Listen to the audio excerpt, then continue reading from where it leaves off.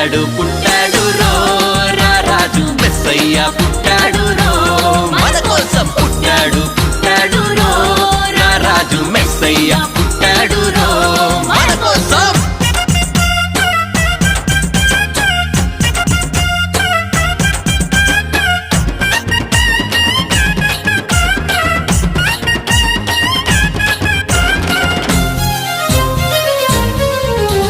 పశుల పాకలో పరమాత్ముడు